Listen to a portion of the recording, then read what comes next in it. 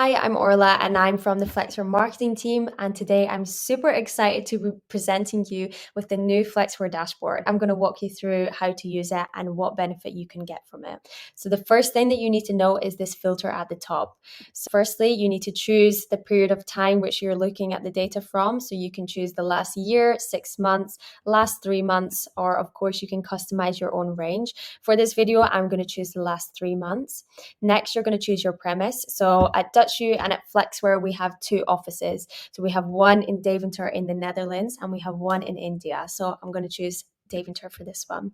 And at Deventer, we only have 1 floor. But of course, if you have more than 1 floor, they'll all appear below here. And you can select or deselect whichever floor you want to look at the data from. And lastly, in the filter, you can filter by weekday. So at Dutch U and at Flexwhere, we work Monday to Friday. So that's why I've selected this. But of course, you can select or deselect days of the week. And even if you want to look at one day, then you can just deselect the rest very easily. But for this video, I'm going to select Monday to Friday because that's how we work at Dutch U. And the first graph that you're going to see is this occupancy rate. Now, it's super easy to read. So you can see the maximum, the average, and the minimum occupancy in your office per month. On the left-hand side, you'll see the pop-up of the exact percentages. And what's interesting is we see June had the highest occupancy rate in my selected period of time, which was 76%. So it's actually still a large amount of the office which is going underutilized. And that's something that the facility manager can pick up on and use as a prompt to start thinking how they can optimize their space better. And in these 2 data sets below, you'll see data which helps to explain the occupancy rate. So for example, if you've added employees to your environment, then probably your occupancy will increase in this graph. And if you have added workplaces to your organization, probably your occupancy will decrease. So these help to explain your occupancy rate. You also have data into your weekly occupation overview.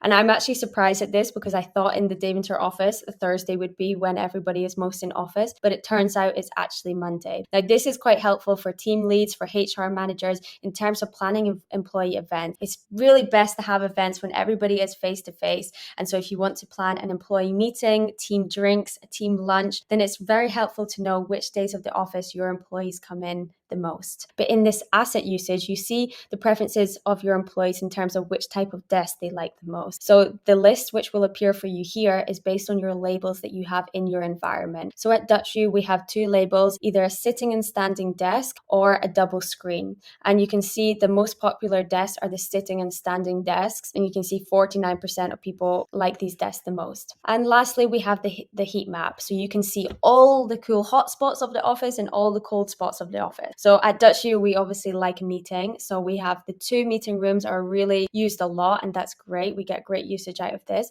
But you see here on the bottom left that there's some desks which are really underutilized. So this also gives a warning sign to facility managers who can look into this and say, okay, why are these underutilized? Is it because this area of the office is cold, or is it that none of these are sitting and standing desks? They can look into the reasons why the space is not utilized and even maybe change this into a space that would be more utilized. They're just some of the benefits that you can get from this dashboard. If you do want more information and want to see what your data looks like, then please get in touch with us and we can sort that out for you. Thanks for listening to me, and please get in touch with your account manager if you want to know more. We're so excited about this dashboard and releasing it to you guys. Thank you.